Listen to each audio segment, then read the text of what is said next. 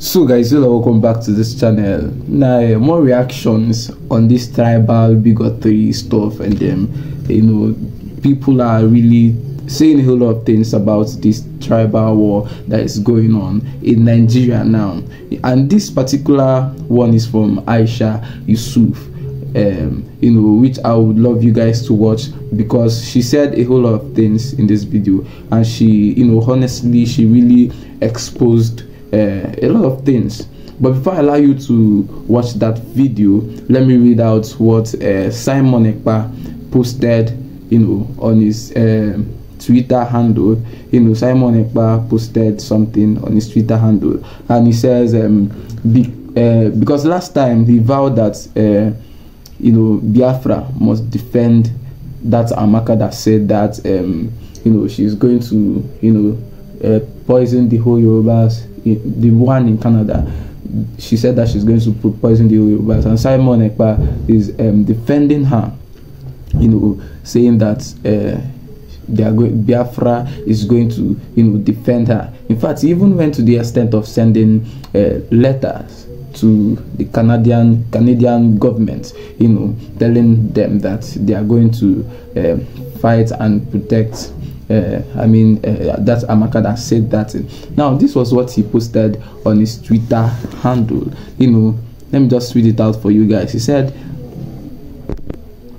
the Biafra government, through the office of DG Biafra Ministry of Foreign Affairs, has officially communicated the Canadian government in defense of Amaka against Nigeria terrorist states and their enablers. We will defend Biafra all over the world against Nigeria bully.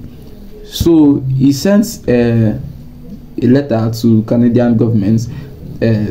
So just look at this picture. This is the evidence and all that, and I hope this is going to end. Let's now watch what this Aisha Yusuf said in a video, because she said a whole lot of things about this bigotry something. She said a whole lot of things, and let me leave you guys to watch this video. I'll see you guys in a minute. When Igbos supported and voted overwhelmingly for Obasanjo, they were not bigots. When Igbos supported and voted overwhelmingly for Yaradua, they also were not bigots. When Igbos voted, supported Goodluck Ebele Jonathan, they were not bigots. When Igbos voted, supported overwhelmingly Atiku Abubakar, they were not bigots. It was when Igbos now supported and voted for Peter Obi that all of a sudden they become bigots. There is a very vile thing that Tinubu has done to Nigeria, which is worse than the bad governance that we all are experiencing, and that is the bigotry that he has unleashed. It is unbelievable that all of a sudden there is this attack on the Igbo people. And I tell you right now, it started going towards the 2023 election, and as we are, they are already in 2027 election. Abike Dabiri recently, was very passionately, as she said, doing her job, went after a lady who had called for massacre of citizens, both the Yorubas and the Edos. I'm from Edo State anyways. And she said she's doing her job. It's a good thing to do your job. But one of the things that we must understand is that selective justice or selective prosecution is injustice in itself. There's an article that someone wrote, David, and he talked about the fact that how all of a sudden the House of Representatives, whether it's a house sitting, whatever, from there, there's a letter to this lady to have this lady prosecuted and all of that. They say they're all doing their jobs, right? But what about all those other people who have been calling for attacks on other tribes who happen not to be Igbos?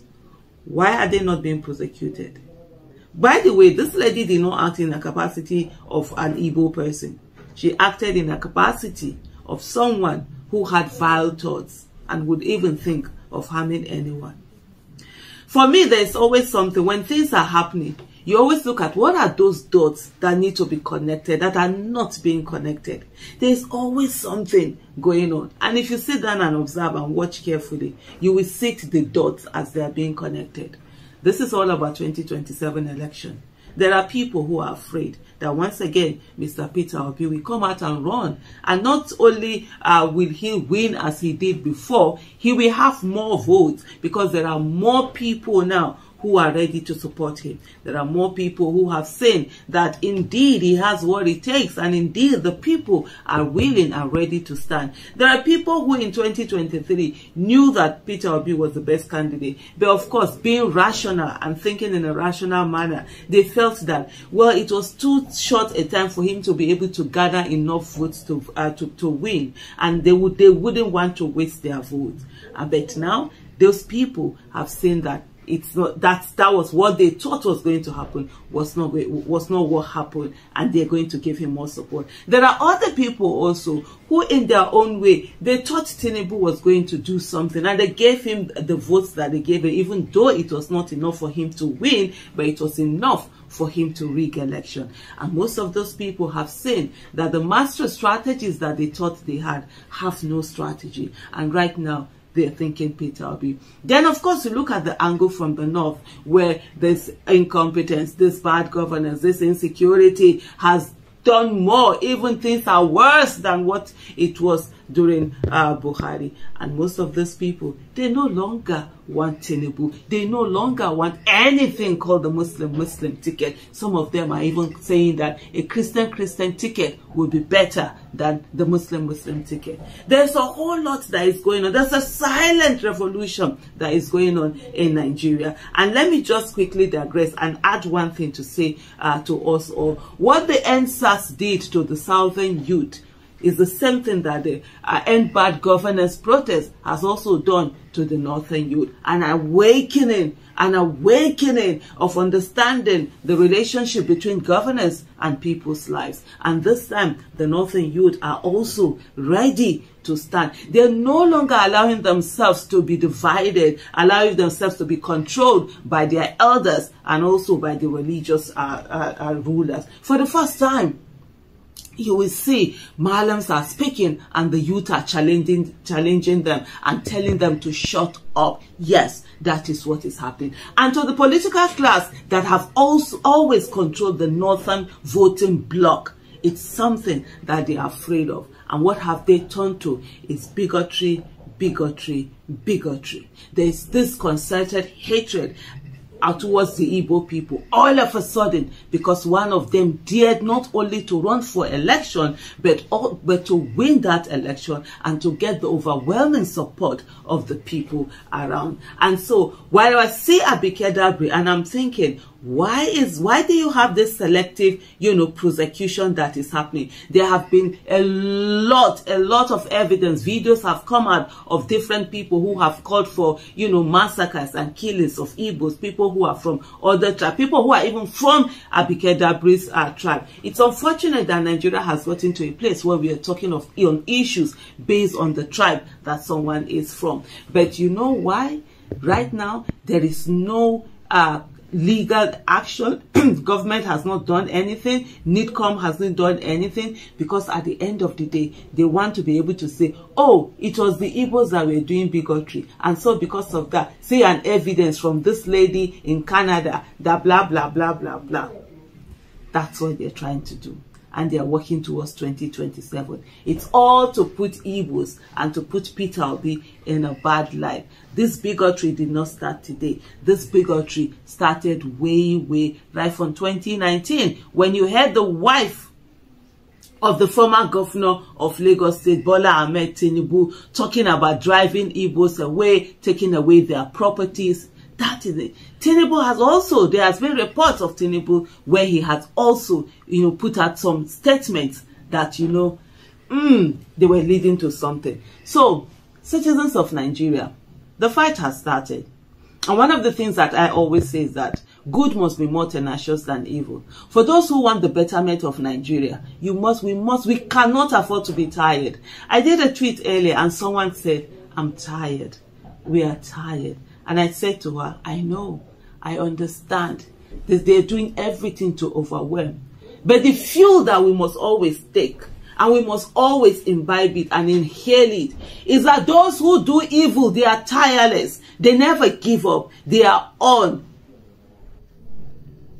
So guys, you'll have heard what Aisha Yusuf said, and what she said is legit. What she said is the truth, because all these things started when we all voted and Tinubu became the president. All these things started happening when Tinubu became the president. There was no bigotry when Obasanjo was, because Obasanjo is a Yoruba man. There was nothing like bigotry. There was nothing like tribal war then. It was when this Tinubu of a man came in that everything, started going the way it is going now. And you can see this tribal war is, taking another shape. It's really taking another shape. And I hope that is going to end one day and everybody will embrace peace. That's what I'm praying for. I'm not supporting any tribal war or anything.